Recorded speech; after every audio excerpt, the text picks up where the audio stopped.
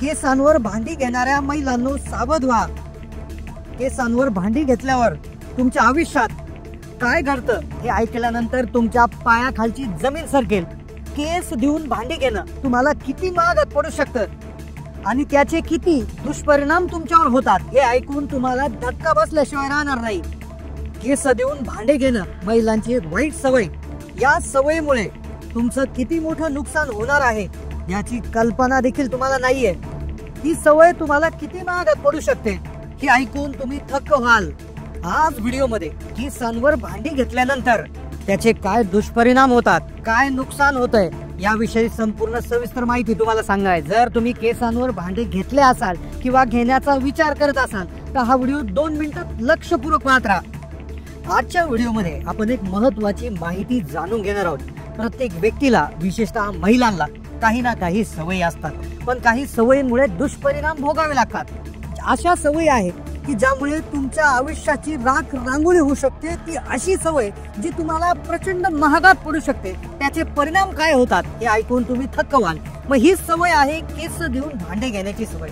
पहा, आजकालचं जग धावपळीचं झालंय, ज्यामध्ये महिला शरीरांची काळजी घेत नाही व त्यांना शारीरिक मानसिक आजार होतात, ज्याचा परिणाम म्हणून त्यांचा केस गळती होते। आता ही समस्या जवळपास प्रत्येक महिलालाच भेडसावते। गावाकडे महिला हे गळलेले केस किंवा विचारताना कांगव्यात अडकलेले केस जमा करतात, कुठेतरी एखादा स्टॉक करतात। मग खेड्यापाड्यात या केसांच्या बदल्यात भांडी घेतली जातात आणि जी नंतर घरात वापरली जातात। हीच मोठी समस्या आहे।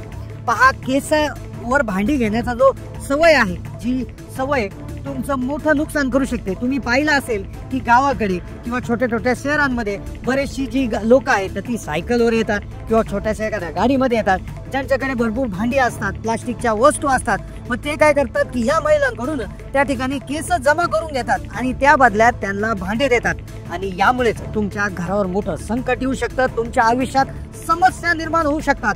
असं प्रचंड महत्त्वाची माहिती आता तुम्ही जाणून घ्यायची आहे।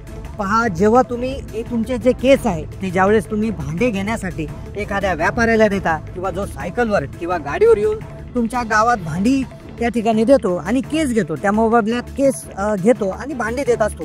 तुम्ही पाहिलं असेल की या केस जे असतात तर या केसांवर भांडी त्या ठिकाणी दिली जातात।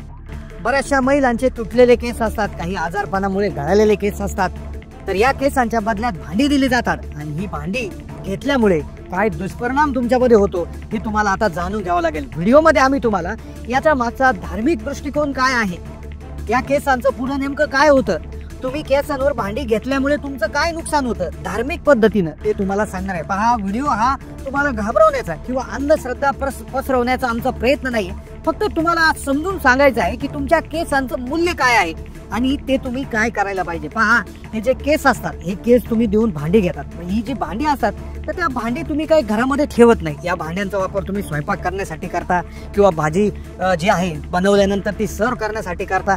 हे भांडे तुम्ही त्या ठिकाणी घेत असतात। छोट्याशा भांड्याच्या लालसेपोटी तुम्ही ही केस त्या ठिकाणी त्या माणसांच्या हातामध्ये देतात। पण शास्त्रामध्ये असं सांगितलेलं आहे की आपल्या शरीराचा प्रत्येक अवयव हा खूप महत्त्वाचा असतो।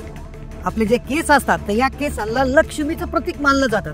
मग आपल्या घरातली लक्ष्मी आपण विकू शकतो का? पण नाही, आपण त्या भांड्याच्या लालसेपोटी भांड्याच्या त्या ठिकाणी जे भांडी मिळणार आहे त्याच्या लालसेपोटी आपण ते केस देऊन टाकतो। पण तुम्ही हे अजिबात केलं नाही पाहिजे। पहा, जर तुमच्या केसांना जर लक्ष्मीचं रूप दिलेलं आहे तर त्यामुळेच ते तिरुपती बालाजी मंदिरामध्ये केस दान करणं श्रेष्ठ मानलं जातं, कारण की तिथे ते भक्तीने अर्पण केलं जातात। पहा, यामुळे आपल्या घरात सुख समृद्धी येते असं मानलं जातं। पण केस विकणं हे वेगळं आहे। शारीरिक आजार, PCOD किंवा हार्मोनल असंतुलनामुळे केस घालतात। गरीब महिला हे केस साठवून विकतात, त्यांना वाटतं की यातून फायदा होतो, 2 पैसे आपले भांड्याला वाचतात, भांडे घरामध्ये येतात। पण नकळत धार्मिक शास्त्रामध्ये असं सांगितलं आहे की त्यामुळे घरात गरिबी वाढते असंही मानलं जातं। केस दान करणं पुण्याचं, पण विकणं चुकीचं आहे। विकलेल्या केसांमुळे घरात सकारात्मक ऊर्जा निघून जाते असं शास्त्रामध्ये सांगितलेलं आहे। पहा, आता केस दिल्यानंतर जी भांडी आहे तर ती भांडी जी आपण घेतो तर त्याचा घरामध्ये सर्रास वापर होतो, स्वयंपाकासाठी त्या ठिकाणी वापर होतो। याच भांड्यामुळे आपण त्या अन्न शिजवण्यासाठी वापरतो किंवा अन्न खाण्यासाठी त्या भांड्यांचा डायरेक्ट वापर होत असतो। मग या भांड्यामुळे आपल्या पोटात नकारात्मक ऊर्जा जाते असंही काहींचं म्हणणं आहे। यामुळे ग्रहदोष वाढतात, घराची प्रगती खुंटते, केस विकून श्रीमंती मिळत नाही, उलट गरिबी वाढते असंही भरपूर त्या ठिकाणी लोकांचं म्हणणं आहे। पहा, जसा कोणताही शरीराचा अवयव विकून आपण पैसे तर घेत नाही, तर केस देखील आपल्या शरीराचा अमूल्य अवयव आहे. म्हणूनच शास्त्रात तिरुपतीमध्ये दान केस करणं हे पवित्र मानलं जातं. विकलेले केस नकारात्मक ऊर्जा आणतात असंही मानलं जातं. यामुळे पुरुषांच्या नोकरी व्यवसायात अडथळे येऊ शकतात असंही सांगितलं गेलंय. आता मग नेमकं या केसांचं काय करायला पाहिजे की जेणेकरून तुमच्या घरामध्ये सकारात्मक ऊर्जा येईल? तर पहा, हे जे पुढचे जे केस आहेत, जे केस तुम्ही त्या ठिकाणी देतात, तर याचा पुढे भरपूर मोठा व्यवसाय होत असतो. नेटवर सर्च केल्यानंतर असंही का आढळलं की ही जी केस असतात की या केसांचा मोठा व्यापार त्या ठिकाणी होतो. पूर्ण जगभरामध्ये भारत हा सगळ्यात जास्त केस निर्यात करतो. आता हे जे केस आहे तुम्हाला अतिशय कमी पैशामध्ये अतिशय कमी मोबदल्यात तुमच्याकडून घेऊन जातात. तर याचा वापर, केसांचा वापर विग बनवण्यामध्ये म्हणजे खोटे केस बनवण्यामध्ये होतो. हेअर एक्सटेन्शन किंवा ब्युटी इंडस्ट्रीमध्ये होतो. म्हणजे पहा, उदाहरणार्थ लांब, निरोगी आणि नैसर्गिक केसांचा रेट जो असतो पहा मार्केटमध्ये 5,000 पासून 20,000 रुपये किलोपर्यंत असतो. मग यापैकी तुम्हाला किती मिळतात? कदाचित एक भांड किंवा एखादी छोटी वस्तू. याचाच अर्थ तुम्ही तुमचे मौल्यवान केस अत्यंत कमी किमतीत विकत आहात. यातून जो नफा आहे तो व्यापारी आणि उद्योग कमावतात. याउलट धार्मिक शास्त्रानुसार तुम्ही तुमची केस विकल्यामुळे तुमच्या घरात नकारात्मक ऊर्जा येऊ शकते असं धार्मिक दृष्टिकोन त्या ठिकाणी याच्यामध्ये सांगितलेलं आहे. पहा, आता अशा पद्धतीने याचा व्यापार होत असतो. त्यामुळे जे मानवी केस आहे, शास्त्र काय सांगतं ते तुम्हाला पुढे सांगणार आहे. पण हे जे केस आहे तर याचा वापर जो होत असतो तो विग बनवण्यासाठी होत असतो. नेटवर रिसर्च केल्यावर असंही लक्षात आलं की अमेरिका, त्याचबरोबर जर्मनी, जपान, त्याचबरोबर इंग्लंड अशा देशामध्ये भारतातून त्या ठिकाणी हे केसांचं त्या ठिकाणी हे केलं जातं, निर्यात केलं जातं. विशेषतः हे जे केस आहे, जमा केले सर्व केस एका ठिकाणी जमा करून ते स्वच्छ केले जातात. त्यांचं सॉर्टिंग केलं जातं. म्हणजे लांब केस, बारीक केस, पातळ, तांबडे केस, काळी केस, म्हणजे अशा प्रकारे त्याचं सॉर्टिंग केलं जातं. त्या सॉर्टिंगनुसार त्याचा भाव ठरतो.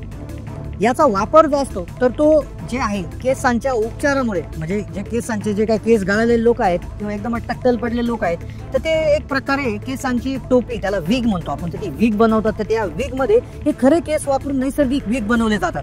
मग ते एकतर ज्यांना केस नाही त्याला ते घेऊ शकतात, किंवा सिनेसृष्टी असेल, पिक्चरमध्ये काम करणारे असेल, त्याचबरोबर नाटकात काम करणारे लोक असतील, तर या लोकांना त्या ठिकाणी ते वेगवेगळे पात्र करताना हे वापरतात. त्यानंतर याचा वापर केस एक्सटेन्शन मध्ये होतो. म्हणजे आजच्या काळामध्ये काय होतं की महिला काय करतात, केस लांब करण्याचा एक प्रकार आलेला आहे, तर त्या केस एक्सटेन्शन मध्ये याचा वापर होतो. परदेशी बाजारपेठेमध्ये बघितलं तर अमेरिका, त्याचबरोबर ब्राझील, त्या ठिकाणी हे जे आहेत तर या ठिकाणचे जे मॉडेल्स आहेत तर तेही त्या ठिकाणी लावतात. या केसांचा काही प्रमाणात वापर खत बनवण्यासाठी ऑइल फिल्टरमध्ये त्या ठिकाणी होतो. त्यामुळे अशा प्रकारे हे केस त्या ठिकाणी विकतात. आता भारतामध्ये हे केस 400 ते 2,000 रुपये किलोला त्या ठिकाणी विकत घेतले जातात व्यापाऱ्यामार्फत. आणि अमेरिका सारख्या देशामध्ये हे केस लाखो रुपयांना त्या ठिकाणी विकले जातात. यामध्ये अशा प्रकारचा याचा व्यवसाय होत असतो. पण धार्मिक मान्यतेनुसार तुमच्या जे केस आहे तर ते तुम्ही न विकता ते तुम्ही दान केले पाहिजे. ते तुम्ही एकतर आपल्या तिरुपती बालाजी मंदिरामध्ये जाऊन दान केले पाहिजे, किंवा काही अशा ट्रस्ट आहेत की जे कॅन्सरमुळे ज्या लोकांचे केस गेलेले आहेत तर त्या लोकांना विग बनवण्यासाठी काही सेवाभावी ट्रस्ट आहेत, तर त्या केस दान करून घेतात किंवा तशी व्यवस्था करतात. अशा ठिकाणी तुम्ही जाऊन दान केले पाहिजेत. त्याच्यावर कुठल्याही प्रकारचे भांडे त्या ठिकाणी घेणं हे धार्मिकदृष्ट्या चुकीचं आहे असं आम्हाला त्या ठिकाणी रिसर्च करताना आढळलेलं आहे. तर आमचा व्हिडिओचा उद्देश हा तुम्हाला एक प्रकारे माहिती देणं आहे, कुठल्या प्रकारच्या अंधश्रद्धा पसरवणे हा आमचा उद्देश नाही. तर त्यामुळे त्याही व्हिडिओला तुम्ही त्याच प्रकारे घ्या. तुमचं काय मत आहे, केसावर भांडे घेण्याने काय होऊ शकतं, नेमकं कशा प्रकारची नकारात्मक ऊर्जा येऊ शकते, तुमचं यावर मत काय आहे नक्कीच कमेंटच्या माध्यमातून कळवा. चॅनलला नवीन असाल तर सबस्क्राईब करा. धन्यवाद.